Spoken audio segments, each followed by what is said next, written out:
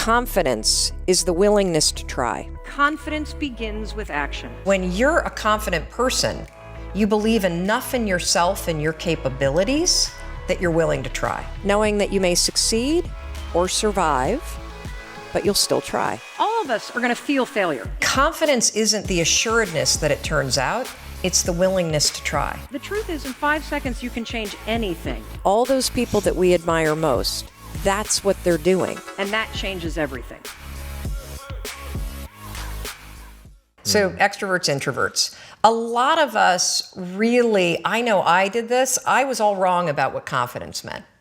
I thought confidence was a personality trait. I love this. Tell me more. I thought that people that are outgoing are the confident ones, right? And the truth is, confidence is not a personality trait at all. It's a skill. And a lot of the extroverted people that you know are actually very insecure. I used to be one of them. I used to be the kind of bossy, crass loudmouth that didn't believe in myself, that didn't believe in my ideas, that didn't have the confidence and the courage to really be the real me. Right. Who I am, who I'm not, flaws and all.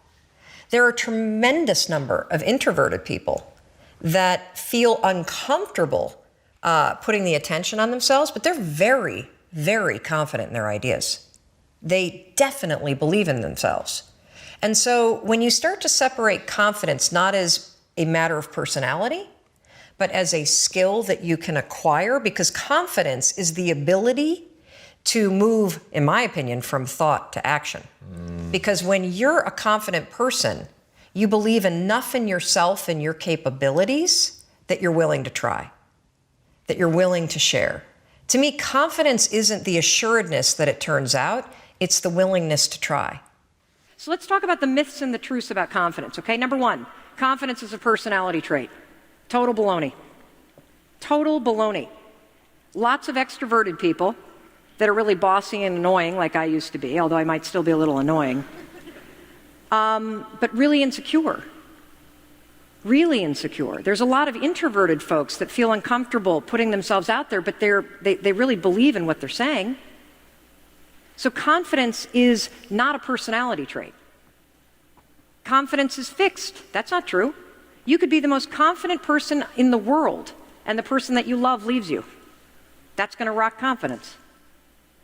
You could be a really great business person and then make a really bad decision and blow it all.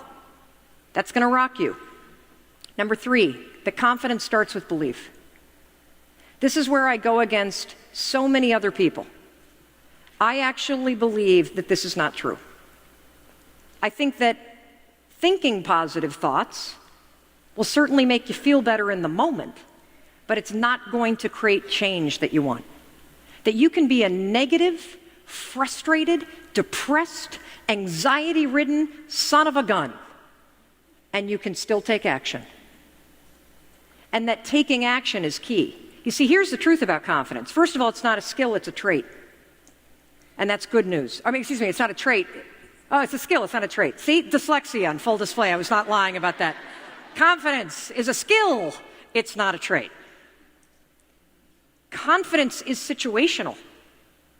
So there are areas of your life where you are confident, and then there are areas of your life where you have a ton of doubt. And here's the most important one. Confidence begins with action. Now, this is not something that I made up, and in a second I'm going to show you the science. I want you to write this quote down. If you have a problem that can be solved with action, you don't have a problem. So a lot of us talk about the problems that we have, but they're actually not problems. We're stuck in one of the traps of self-doubt. And that's what we're going to be talking about in just a second. But first, I want to show you how you build confidence. And let's look at the research, because there's really, really strong research on this. If you want more information on this, just Google the confidence competency loop. The confidence competency loop. Let me show you what this is. So basically, if you try something, he's either going to succeed or he's going to survive. Now, what happens if you survive it? Like you really blow it, but you survive it. Well, you learn something. And then when you learn something, what are you doing? You're building skills. And when you're building skills at something, what are you gaining? Competency. All competency means is that by learning something over and over and over again, you have to do less thinking about it, so you don't have time to get anxious. Just like me in the bed. I had time to lay there, so I was thinking about all my problems. The more you do something, the more that you try, the more you build skill and competency, and that is where confidence comes.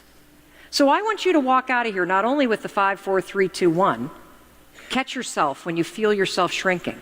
Catch yourself when you feel yourself editing yourself or silencing yourself. I also want you to walk out of here with a brand new definition of confidence, which I'm going to give to you in a second. Because check this out. All of us are going to feel failure. Let me show you what happens when you are afraid of failing, when you're fearing it. First of all, you're going to start thinking, aren't you? Ooh, I don't know if I want to give a speech. I might be really bad at it. And then I don't know what I want to talk about. And I'm not really sure. Am I ready? Am I not ready? Should I wear the tennis shoes? Should I wear the heels? Should I not do this? Should I do this? And then, of course, as you think, you're going to start to doubt yourself. And this becomes this loop. This is what researchers call a habit loop. We're going to get more into this. This is a chunk of behavior that gets encoded in this part of your brain. You see, you're not a doubter. You have a habit of doing it. The same is true, by the way, when you feel nervous. You start overthinking. The same is true when you start feeling insecure. The same is true when you feel like a fake. The same is true when you start to get overwhelmed. The same is true when you start to fear rejection. All of those things, normal. It's normal to be afraid of being rejected. It sucks. It's normal to feel nervous. These feelings are normal. Acting nervous is a choice. There's only one way to break a habit loop. You have to insert a different behavior. Pretty neat, huh? See, we spend way too much time with the red arrows. I got to be fearless. I can't ever worry. It's terrible to feel like a fake. No, it's not. It's normal. In fact, you're going to. When you first relaunch your eco-adventure company, you're going to feel like a fake. That is normal. Acting like one is a choice. So the only way to break the habit of self-doubt and thinking is to take action. And what action are you going to take? 5, 4, 3, 2, 1. And that, if you do it over and over, puts a new habit in place. This is how you build confidence, one 5-second decision at a time. Let me show you a little bit more science. So right here is your brain. And the red part right there, that's the basal ganglia. That's where all your habit loops get encoded. Everything that you do that you don't think about. Worrying. Let me give you another example. When you put on your pants, do you put your right or your left leg in first? You're thinking about it, aren't you? You don't when you pull your jeans on. It's a pattern of behavior that is right here. Here's the other problem. This is also where worry is. This is where anxiety is. This is where depression is. This is where self-doubt is. It's all right here. This is where procrastination is. What happens when you go 5, 4, 3, 2, 1 is you activate the prefrontal cortex, which you know is the part of the brain that you need for strategic thinking, for acting with courage, for changing. So the truth is, in 5 seconds, you can change anything, and that changes everything. And I want you to understand that to feel more confident about the things that you want to do in your next chapter, it begins with being willing to try. I say that confidence is the willingness to try. That's all that it is. Knowing that you may succeed or survive, but you'll still try. And to me, all those people that we admire most, that's what they're doing. They have the ability to tune into those instincts that are true for them. Because the fact is, there's only one you. That's it. And you matter because there's only one you, and there's only ever going to be one you. And your instincts and your experiences and your inner wisdom is a gift to the world. And every time that you tune it out because of the habit of hesitating or the habit of self-doubt or the habit of worrying or the habit of overthinking, you are robbing the world of that gift that you have to give to everybody. And you can use this simple, stupid, silly tool to train yourself to not only hear it, but also to develop the skill of courage to act on it.